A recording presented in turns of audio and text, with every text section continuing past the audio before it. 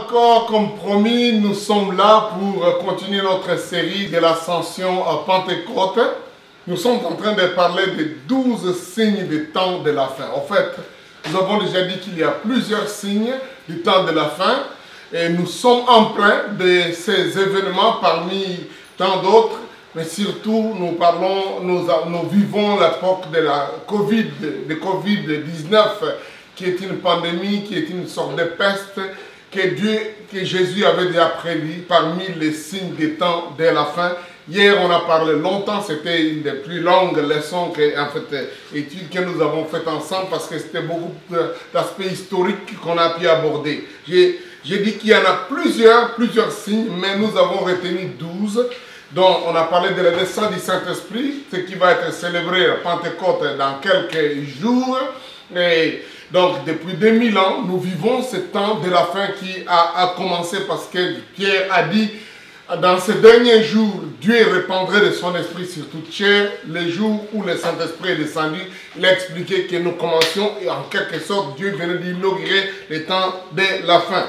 Plusieurs autres signes, nous avons parlé de la restauration au rétablissement de l'État d'Israël, dont le 14 mai de 1948 était une année spéciale où on a vu cette promesse claire où Ésaïe a dit qu'une nation pouvait naître en un jour.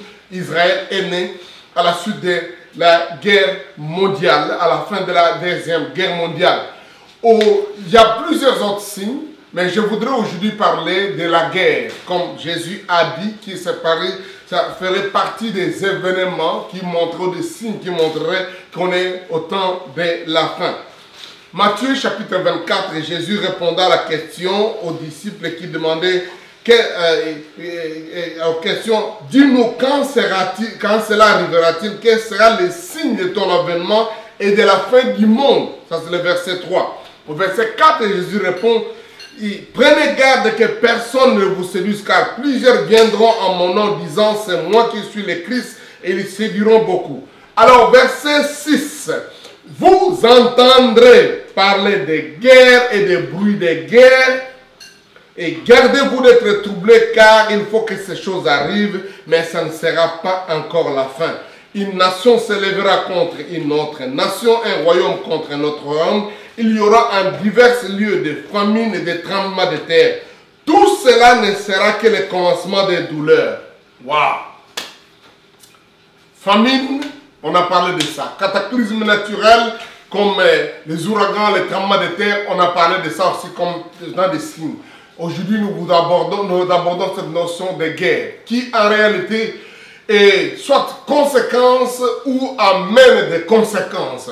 Elle peut être la conséquence des problèmes naturels, des difficultés que les gens rencontrent comme les famines, mais aussi et surtout d'ailleurs, elle cause des problèmes dans la vie des hommes, dans la vie des gens, dans les famines.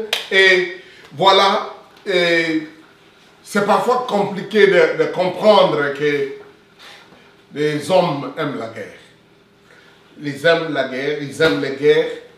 C'est la preuve de la méchanceté du cœur de l'homme. Peut-être c'est un peu ça que je voudrais dire aujourd'hui, de nous retrouver devant cette réalité que la guerre devient une partie quotidienne. Il y a des guerres autour de la table, en famille, peut-être maintenant pendant ce temps de confinement, il y a un peu de gamins, je parle de ça, de petits mécontentements ou de petites mésententes. C'est trop fort d'appeler ça guerre. Donc, mais ça fait partie de cet esprit un peu compétitif des choses ou des désaccords qu'on peut avoir, qu'on ne doit pas nécessairement appeler ça la guerre. Mais en tant que guerre, ce sont des armées, des troupes qui s'engagent à se confronter. C'est un peu dans ce sens que nous voulons parler de la guerre. Et quelle qu'en soit la taille, la grandeur de la guerre, elle vient toujours à cause de l'iniquité, de la méchanceté du cœur.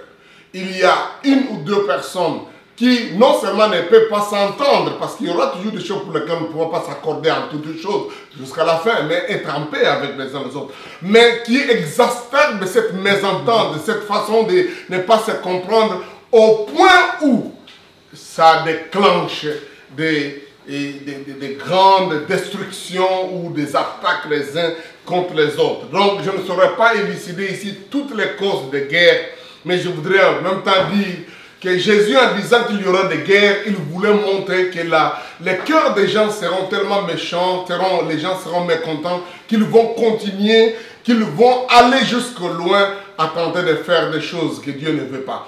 Moi, je comprends que depuis la création, Dieu n'aurait jamais voulu que les gens s'entretuent. Mais ça a commencé avec déjà les 2 premiers enfants d'Adam et Ève. Ils étaient 2 seulement, Caïn et Abel. Et Caïn, à cause de la méchanceté qu'il y avait dans son cœur, la jalousie, l'envie, le désir, le meurtre, Dieu lui a dit non, non, non, non, ne va pas, ne fais pas, ne va pas très loin. Pourquoi tu laisses ce péché dominer ton cœur? Mais il s'engagea, il a commis le premier meurtre. Donc généralement, la guerre, c'est cet aspect-là de vouloir faire du mal, éliminer l'autre pour qu'il n'existe pas, qu'il puisse mourir.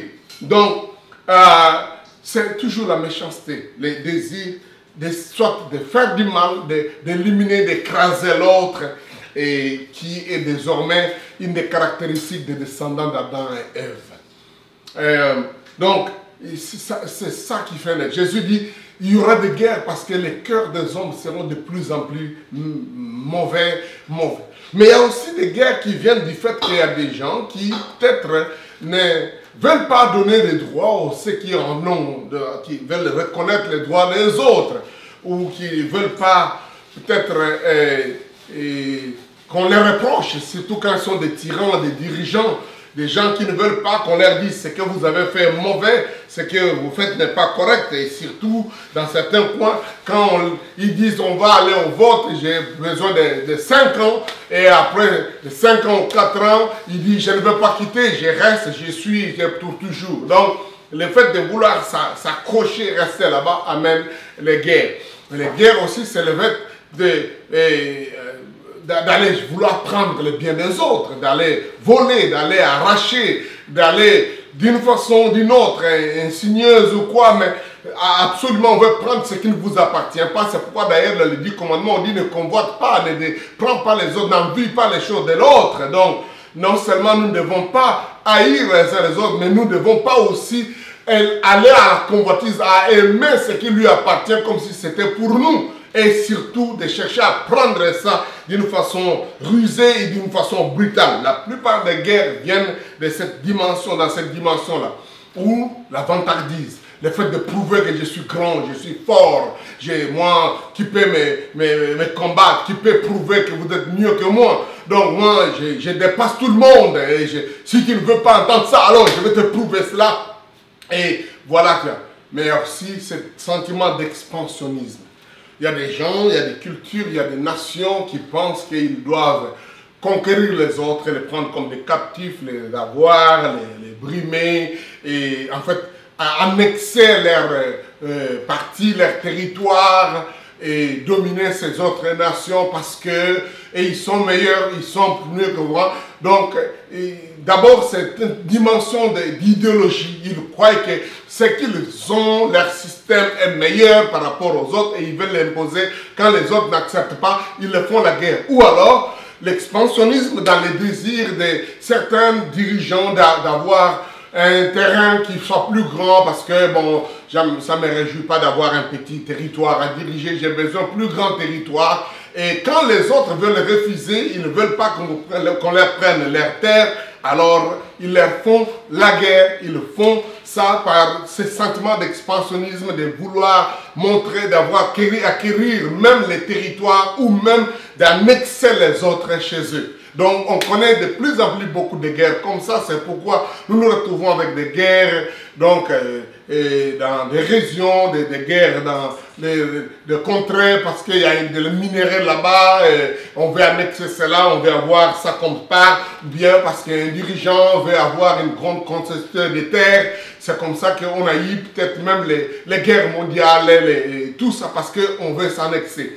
Mais aussi parce qu'on veut peut-être défendre celui qui est faible quelque part ou celui avec qui on a des intérêts, mais qui est en conflit avec un autre. D'ailleurs, c'est comme ça que les guerres mondiales sont nées.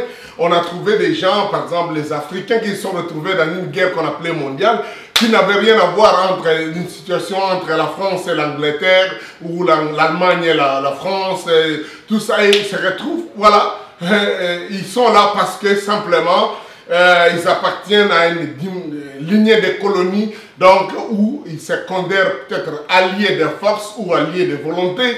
Et c'est comme ça qu'on a vu les États-Unis entrer dans la guerre pendant que le conflit était l'Allemagne contre la France et l'Angleterre. Bon, les États-Unis étant des amis de la France et de l'Angleterre, ils disent bon, nous sommes alliés, on va y aller. Donc, les guerres se justifient d'une façon ou d'une autre par plusieurs sorts, par plusieurs motifs qui amènent qu'il y ait des guerres. Et analyser tous ces motifs, rarement sont des motifs corrects. Je pense que pour être sincère, ce n'est pas la volonté de Dieu que les gens livrent la guerre.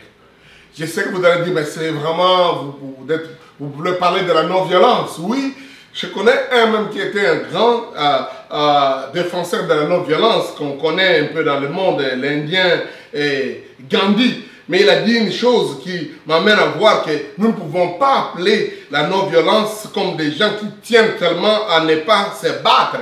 Il a dit quand il y a un choix à faire entre donc, la non-violence, donc le pacifisme de ne rien faire, et donc le fait de défendre ses biens.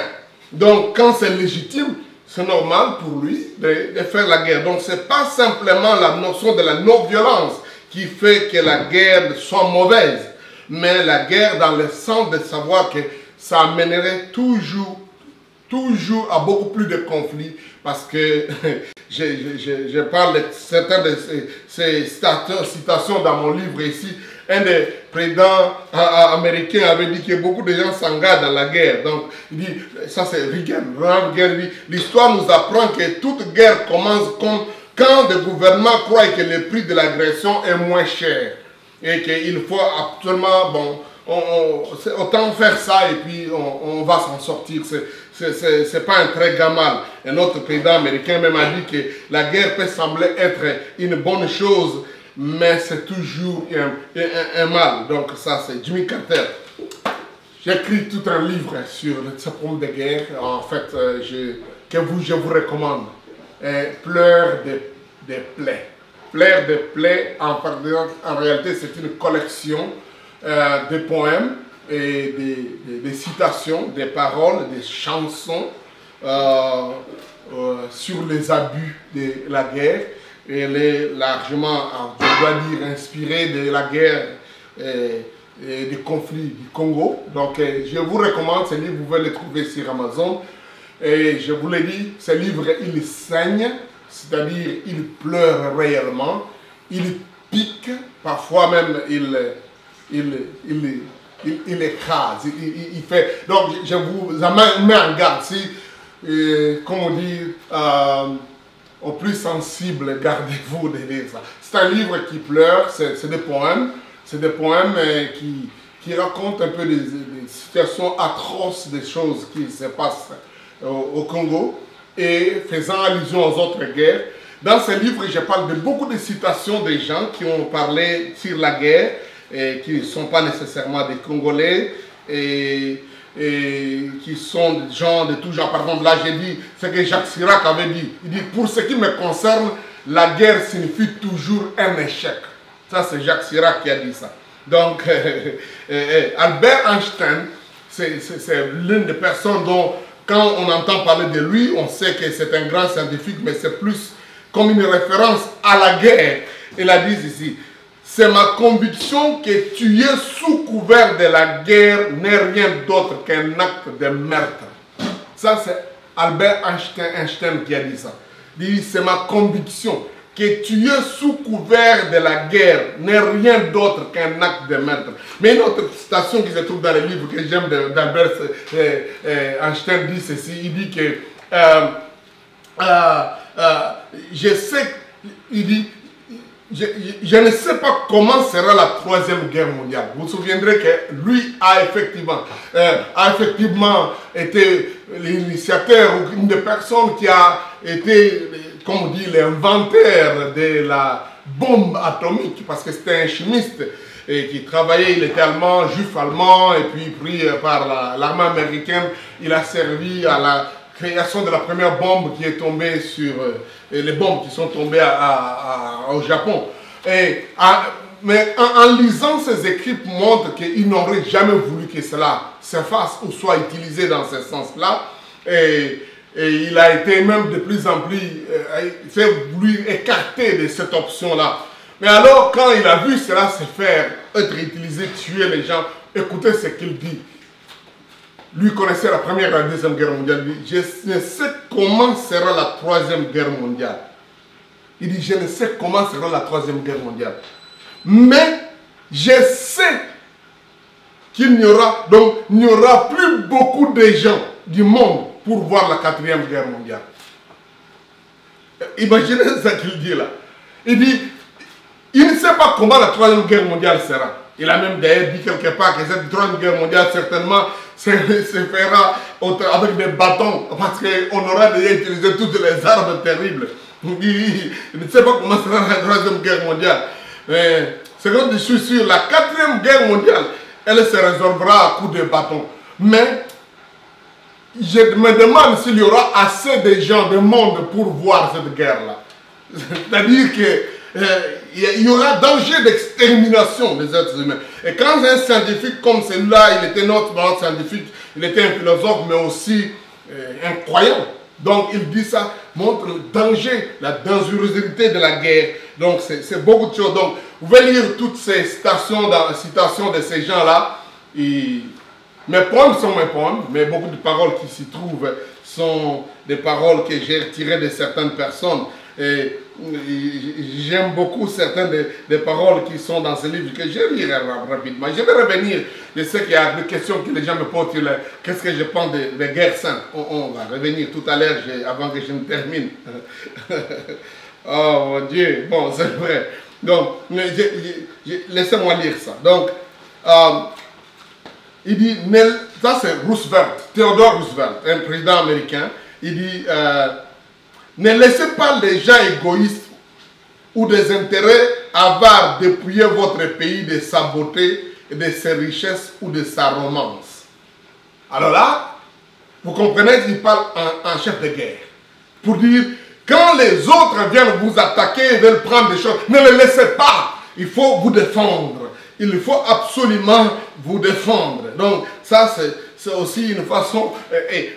une autre chose que je dis ici, souvent des conflits et des guerres naissent et finissent par des mouvements plus ou moins compliqués, complexes. Vous voyez? Ça commence, mais surtout ça finit par des mouvements complexes. On ne sait plus exactement la fin d'une guerre, elle sera comment. Pourquoi je dis toujours, celui qui sème la misère récolte la colère. Donc celui qui alors sème la colère racontera quelque chose de plus complexe parce qu'il ne sait pas s'en sortir parce qu'une violence appelle une autre violence, appelle une autre violence. Donc c'est pourquoi c'est utile quand même qu'on apprenne à être tempéré. J'aime beaucoup George McGavin, il dit, je suis fatigué d'entendre les adultes rêvant et planifiant des guerres auxquelles les jeunes gens doivent aller y mourir. Il dit, les adultes, ils sont là et planifient, il dit, nous allons prendre des dispositions, mais eux-mêmes ne vont jamais. D'ailleurs, dans ce livre, je parle des zones de guerre. Il dit, c'est les zones de guerre. Vous voulez connaître c'est quoi une zone de guerre? C'est le lieu où des politiciens véreux et des chefs de guerre envoient les gens sans qu'eux-mêmes s'y présentent. Donc, beaucoup de choses qu'on va lire et que vous pouvez dévorer dans ce livre. Il n'y a pas que c'est... Il y a beaucoup de choses. Vous allez un peu avoir mon idée de ce que je pense sur les guerres. Mais, dis-moi ce qui est vrai, les guerres sont partie de la vie humaine. Alors, une autre cause, effectivement, c'est les causes idéologiques ou religieuses. Aujourd'hui, on a une difficulté de voir la religion ou les idéologies sans qu'on ait la pensée d'écraser celui qui n'est pas d'accord avec nous. Et c'est là où naissent les guerres qu'on appelle saintes, les djihad. Et j'étais étonné de voir que même parmi les scientifiques, ils ont leur sorte de djihad. il me semble que Bill Gates et Steve Jobs, quand ils se battaient dans leur concept de Windows et Apple, donc Bill Gates appelait le fait d'écraser les Macintosh, il appelait ça le djihad, la guerre sainte. Donc on doit se battre et pour ça, tous les moyens sont permis. S'il fallait voler leur technologie, prendre quelque chose de leur cas et faire aujourd'hui, heureusement qu'il me semble qu'il y a la protection de la propriété intellectuelle et tout ça, pour lesquels il faut qu'il y ait. Mais qu'est-ce que je voudrais dire par rapport à la dimension de la guerre sainte? Il y a cette dimension de protéger certaines choses, protéger certaines idéologies, certaines pensées qui justifient peut-être une forme de guerre. Par exemple, les activistes. Quand je vois des gens qui deviennent activistes, par exemple, parce qu'il y a des violents, il y a des gens qui sont en train de brumer les autres, qui font... Il y a une forme de sainte de vouloir se battre contre les mauvaises attitudes, les mauvaises idéologies. Il y a la guerre contre la corruption. C'est une guerre. Et elle est farouche d'ailleurs. Et moi je crois que quand quelqu'un s'engage dans cette guerre-là, il faut y aller en pensant qu'on va y mourir. Parce que les autres qui sont des corrompus ou des corruptifs, ils tiennent à garder leur façon de vivre. Et en fait, vous sciez la branche sur laquelle ces gens-là s'assiedent. Ces gens-là ne sont pas prêts à laisser leur peau. Alors quand vous y allez pour combattre ou exposer de l'injustice et de la méchanceté, c'est un peu comme un sentiment sain. Vous n'êtes pas dans le mauvais sens de la guerre. Vous êtes dans le sens de vouloir, au fait, faire taire et arrêter ces gens-là qui prétendent de mauvaises choses. Ça, c'est mon point de vue par rapport à cette dimension de la sainteté d'une guerre. Donc, c'est-à-dire une lutte contre les antivaleurs, contre les vices, contre les ruses, contre la malice. C'est une guerre qui est pratiquement comme sainte. Elle doit être valable. Et toutes les institutions, peut-être les parlements, les institutions qui émettent des lois pour arrêter ces malfaiteurs, en quelque sorte, ils font une certaine guerre qui est sainte, qui est en train de dire ça ne doit pas continuer. Et s'il va justifier qu'il y aura de plus en plus cette guerre-là, parce qu'à cause de la méchanceté des hommes, à cause de ceux qui font du mal, à cause de ceux qui provoquent même les guerres physiques, tuer les gens, violer les autres. Donc, il faut qu'il y ait une certaine colère sainte. Moi, la Bible appelle ça kourou. Une certaine colère intérieure pour dire trop c'est trop, on ne peut pas laisser cette chose partir, continuer comme ça. Donc, vous vous engagez pour éliminer les vices et les fautes qui se font dans une société, dans une entreprise. Préparez-vous à une certaine guerre sainte. Ça, c'est ma petite réponse d'abord par rapport à la guerre sainte, du point de vue idéologique, du point de vue de prise de position. Et je vois Jésus-Christ enseignant ses disciples, il a dit, quiconque veut être mon disciple doit renoncer à lui-même. C'est une forme de guerre intérieure, d'un dépassement par rapport à de mauvaises attitudes que l'homme doit se faire. Quand quelqu'un ne vole pas, c'est une sorte de guerre sainte qu'il fait contre son propre désir de voler, son propre désir de voler, son propre désir de haïr quelqu'un d'autre. C'est une sorte de guerre sainte que vous livrez contre la haine, contre le désir de faire du mal, contre le désir de haïr. C'est une guerre que vous livrez. La Bible, Jésus dit même que si votre main vous amènera à couper-la. Donc c'est une façon d'abnégation personnelle. Quand on voit des gens qui sont devenus des moines, qui sont devenus, donc ils se sont engagés dans leur désir de sainteté, de ne pas faire ce que les autres font. Et je crois que cette attitude-là, Christ attend ça de chacun de nous. C'est une forme de guerre sainte. Mais il y a une autre forme de guerre sainte qui est cet aveuglement, attachement à une religion, de telle sorte que quand quelqu'un n'adhère pas à ton point de vue, tu dois le faire la guerre. Et c'est de là où on a tous les djihad, par exemple dans le mouvement religieux et de courants islamiques et radicaux, du fanatisme.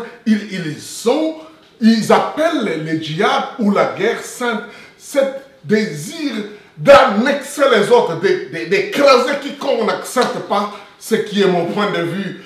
Même si soi-même, il peut voler, il peut mentir, il peut se prostituer, courir avec autant de femmes, mais pour quelqu'un qui n'accepte pas juste son prophète, il faut le tuer, il faut les frapper, il faut être contre lui, et là il appelle ça une guerre sainte. Je pense que c'est une fausse définition, c'est une attitude négative, mais qui se présente comme une croyance. Vous croyez à une religion et vous croyez que la mienne est la meilleure, et pour ça, quiconque n'est pas d'accord avec ça, il faut le tuer. Et je ne pense pas que les chrétiens ou la Bible encourage ça, et je pense que l'humanité entière devait toujours se liguer contre ces mouvements de personnes comme ça pour leur idéologie. C'est normal que tu aies ton point de vue. Quand quelqu'un ne te fait pas de mal, ne fait pas d'ingérence dans ce que tu fais, tu as intérêt de rester comme tu es, de te discipliner. Mais imposer cette discipline, imposer cette adhésion à ton histoire, et quiconque ne veut pas, il faut le tuer et appeler sa guerre sainte. Je crois que c'est une forme détournée d'un sentiment non seulement de supériorité, mais d'une méchanceté.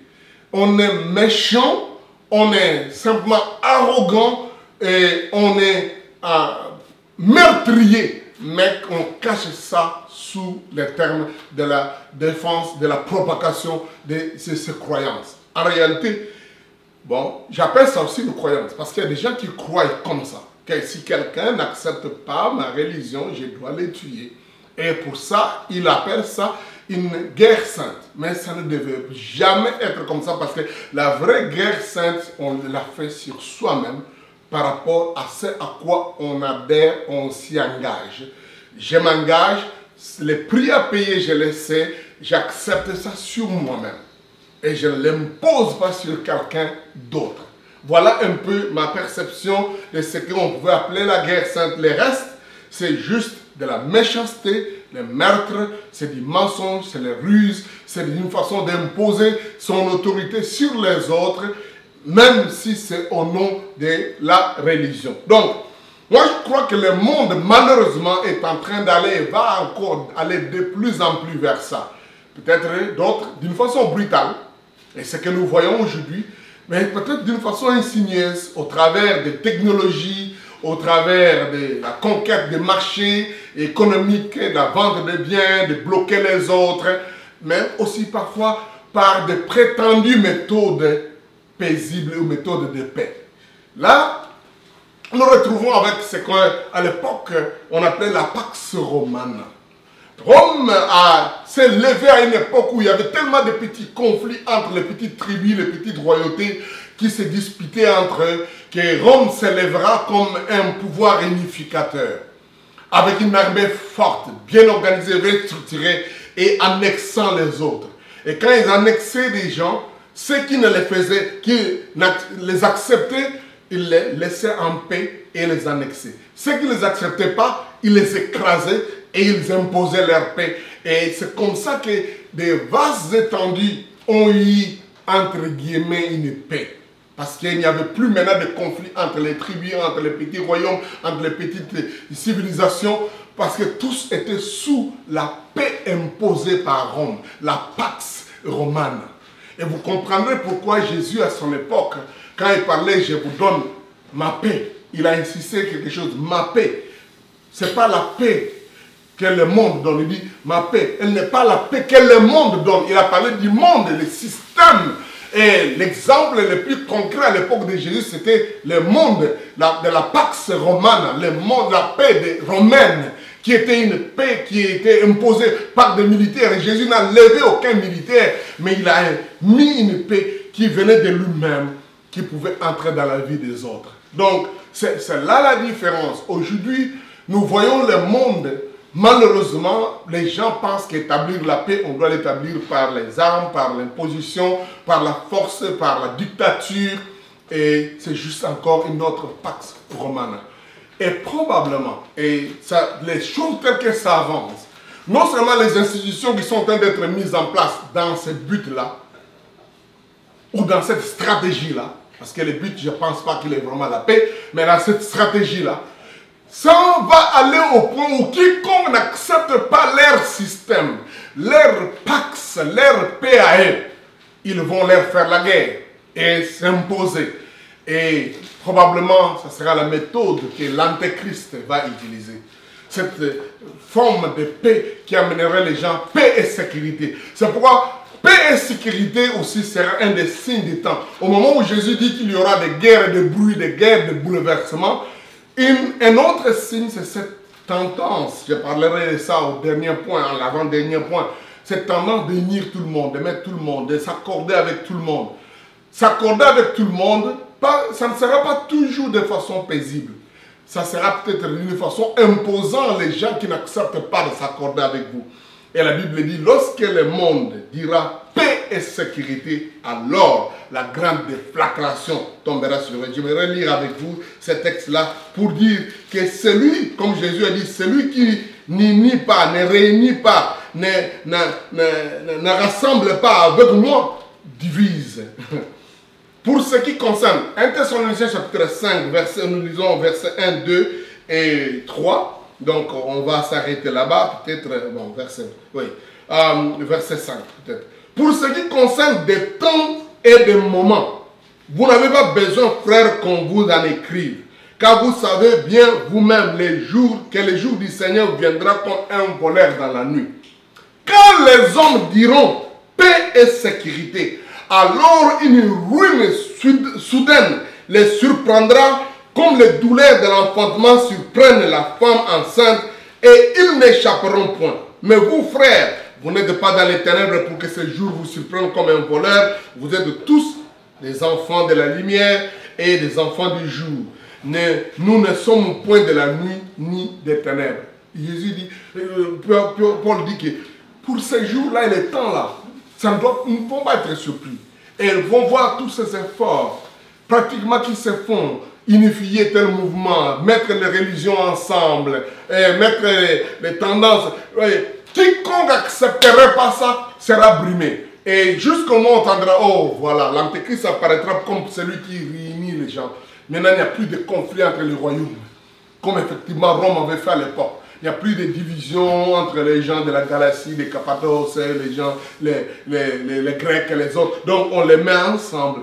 Alors, quand les gens diront paix et sécurité, il me semble qu'il y a un conseil même de sécurité mondiale, alors une ruine soudaine les surprendra. Je crois que ça aussi, ça sera quelque chose. Je ne peux pas appeler ça qu'il y aura, la signe de paix prouve que le Christ va venir, la fin des temps. Mais le signe de quelqu'un qui imposerait sa paix et sa sécurité par les armes, par l'imposition commerciale, tu ne peux pas acheter sans moi, tu ne peux pas faire ceci sans moi, tu ne peux pas, et il dit paix. C'est comme ça que la plupart des dictateurs dans le monde sont. Vous voyez, beaucoup de dictateurs, pays de dictateurs semblent avoir une unité, une paix, là, tout ça. Mais en réalité, ils contrôlent les gens. Quelle est la conséquence? Il y a beaucoup de gens en prison, il y a beaucoup de gens qui sont muselés, il n'y a pas de liberté d'expression. Quiconque dit quelque chose qui est contraire, on l'arrête, on dit pourquoi? Parce qu'il sème le désordre. On ne veut pas de désordre, on veut du calme, on veut l'ordre, paix et sécurité.